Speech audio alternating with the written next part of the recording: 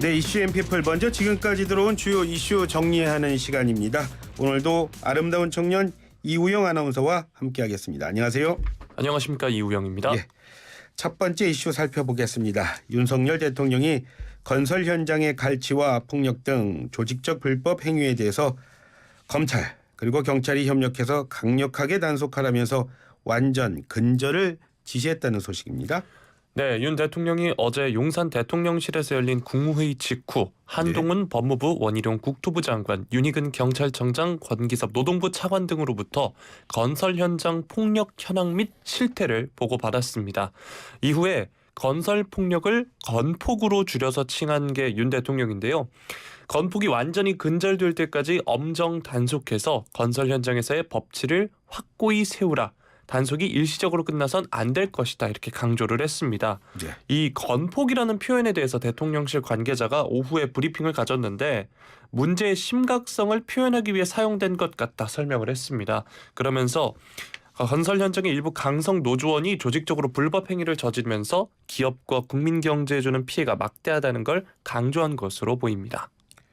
법원정부 차원의 대책도 이어서 나왔죠? 네, 앞서 정부가 지난해 말부터 국토교통부 전담팀을 운영하고 200일간 경찰 특별단속을 벌이는 등 건설 현장 불법 행위에 적극적으로 대응을 해왔습니다. 네. 향후 불법 동향도 상시 모니터링할 예정이라고 하고요. 또 검찰과 경찰의 협력을 바탕으로 일명 건폭 수사단이 출범한다고도 합니다. 예. 대통령실은 윤석열 정부는 건설 현장의 법치주의가 바로 설 때까지 물러섬 없이 조직적 불법 행위에 대해 근절 대책을 펼칠 것이다 했습니다. 타워 크레인 기사에게 그 수고비 명목으로 주는 그 원래비 그런 게 있던데 그 원래비와 관련해서도 좀 이야기가 있었다고요? 네, 국토부가 작년 12월부터 올해 2월까지 실태 조사를 해봤더니요. 예. 타워 크레인 기사 438명이 원래비 243억 원을 받은 것으로 조사가 됐습니다. 예. 한 명당 최대 2억 1천만 원이 넘는 사례가 있었기도 했다고 하고요. 예. 또 월 평균으로 따지면 1,700만 원 꼴이라고 합니다.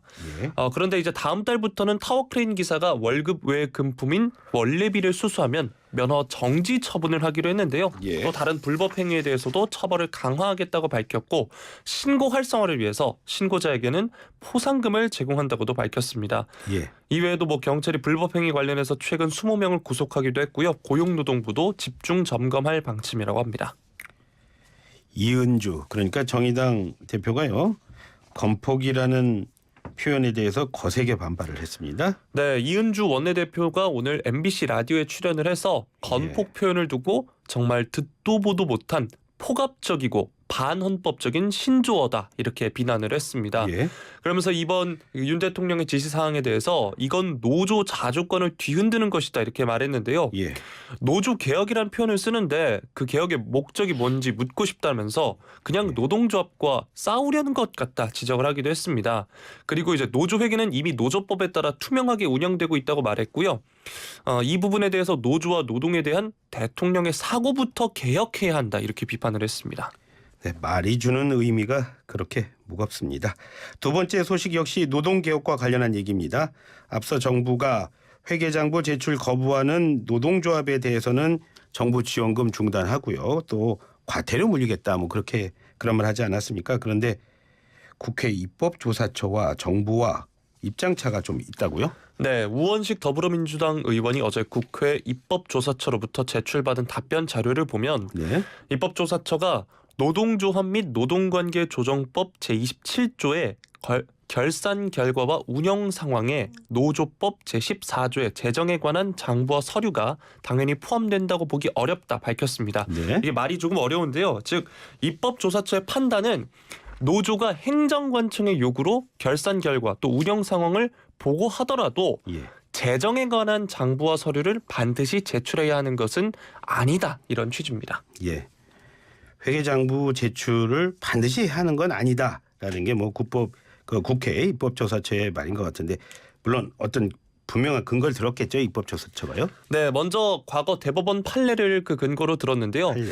2017년에 외부로 반출될 경우 제3자에게 노조의 재정에 관한 장부와 서류가 유출될 우려가 있고 네. 이로 인해서 노조의 자주적 운영이나 전체 이익이 저해될 우려가 있을 경우에 예. 이 청구권이 인정되지 않는다고 판결한 바 있습니다. 예.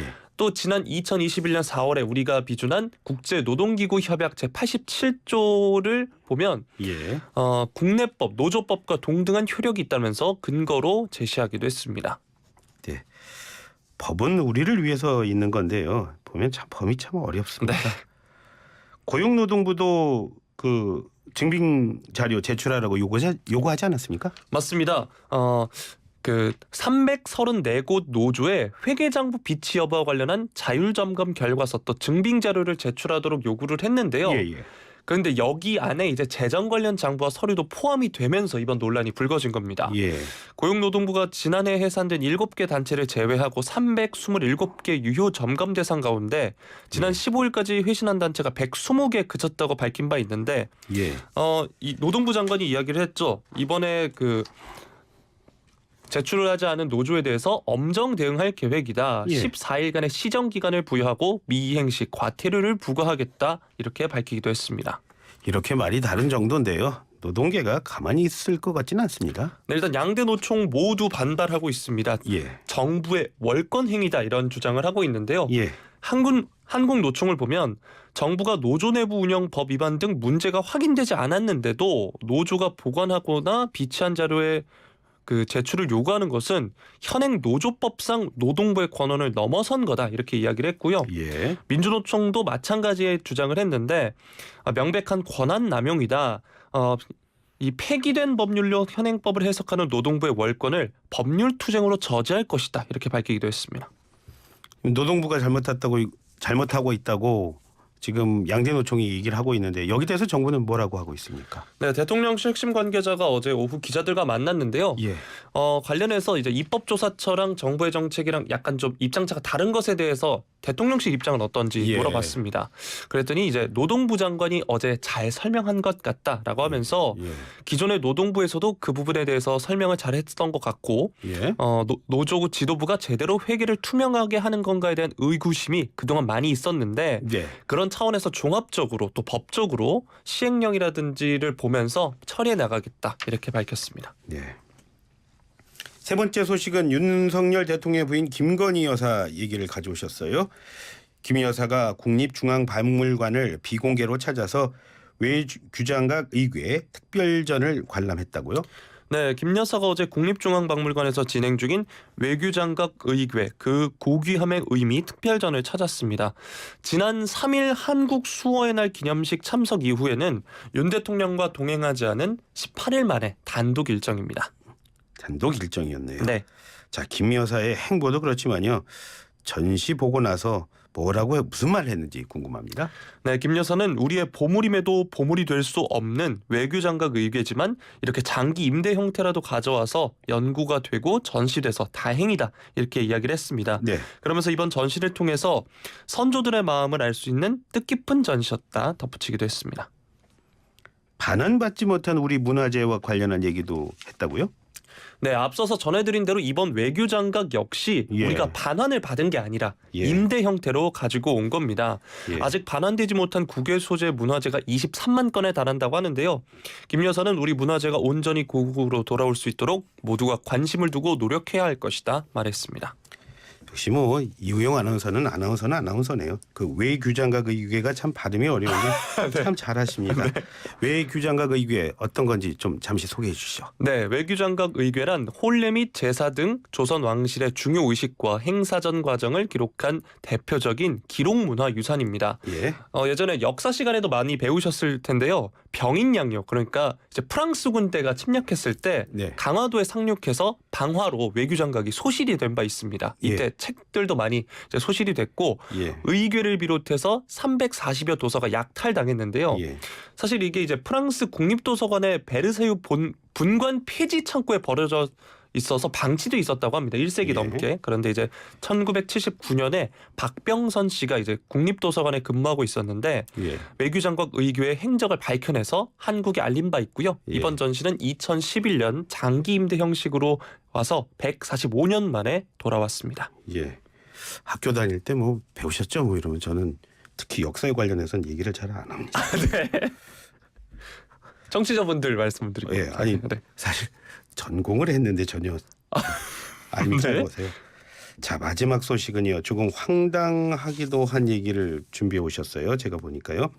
신입사원을 뽑던 카카오가 면접을 앞두고 갑자기 전원을 탈락시켰다. 이런 소식입니다. 네, 저도 뭐 한 취업 준비생이었던 지가 그렇게 오래되지 않아서 예. 정말 좀 가슴이 아픈 소식이었는데요. 예. IT 업계에 따르면 카카오가 이달 중순 경력 개발자 수시 채용 절차를 준비하던 지원자들에게 예. 일괄적으로 탈락 처리를 통보했다고 합니다. 예. 일부 지원자는 서류 전형 또 코딩 테스트를 통과하고 면접 전형을 준비 중에 있었는데 예. 그 와중에 이 소식을 전달받은 것으로 알려졌습니다. 젊은 그 분들이 많이 가고 싶어하는 직장 중에 하나인데요. 그렇죠. 직군 규모 또 나온 게 있습니까? 아직까지는 이제 정확하게 밝히지 않았습니다. 카카오는 사실 수시 채용 방식으로 직원을 뽑고 있는데요. 예, 현재 예, 예. 채용 페이지에는 데이터 센터 운영 엔지니어 등 총 25개 직군의 모집 안내가 올라와 있는 상황입니다. 카카오는 그 이유를 뭐라고 설명을 하던가요? 네, 이유에 대해서 설명이 나오진 않았는데 나오진 해석 자체는 않았구나. 예. 인건비 부담이다 이렇게 나오고 있습니다. 예, 예. 코로나19 사태로 찾아온 IT 업계의 호황 속에서 개발자 등을 대거 채용한 바 있었는데 예. 늘어난 인건비 부담을 견디지 못한 것이다. 이런 업계 해석이 나오고 있습니다. 예. 사실 지난해 기준 이제 카카오는 7조 1,071억 원의 매출을 기록하면서 역대 최대를 기록했는데 예. 전년 대비 인건비가 19% 증가하면서 영업 비용은 또 전반적으로 늘었다고 합니다. 설명은 없고 해석만 있으면 안 되는데요. 네. 이런 황당할 수밖에 없는 지원자에 대한 구제 방안이라던가 뭔가 뭐 받아들일 만한 것들을 뭐 하겠다 이런 얘기들이 있습니까? 카카오 측에서요? 네, 카카오 관계자에 따르면 불확실한 대외 환경 변화로 인해 채용을 보수적으로 간다는 기조 하에서 예. 일부 포지션의 채용이 일시 중단되는 경우가 발생했다 이렇게 먼저 설명을 했고요. 예. 해당 지원자에게 별도로 상황을 설명하고 양해를 구하는 과정을 거쳤다고 합니다. 예. 만약에 해당 포지션 채용이 다시 진행이 될 경우에 후보자에게 안내를 하고 채용 절차를 재개할 예정이라고 합니다. 또 그렇게 되면 또 기대를 하실 수도 있고 또 네. 그래서 안 되면은 또 말이 또 많아질 수 있고 이런 네. 생각이 드는데 이유영 아나운서는 학교 졸업하고 취업하는데 어려움 없으셨어요? 저는 뭐 취업 준비 기간이 그래도 한 2년 정도 해서 예. 그동안 뭐 현실적인 그 뭐 부모님에게 내내 용돈을 타기가 좀 그런 예. 어려움이 좀 있었던 것 같습니다. 눈치도 또 많이 보이고. 네, 그렇죠. 네. 저야 뭐 이른바 그 IMF 이전 세대라서 이호영 아나운서만큼은 어려움은 없습니다만 저 역시도 자녀 일자리 문제로 고민 많은 네. 50대 가장 가운데 한 사람입니다. 지금까지 이호영 아나운서였습니다. 고맙습니다. 고맙습니다. 네.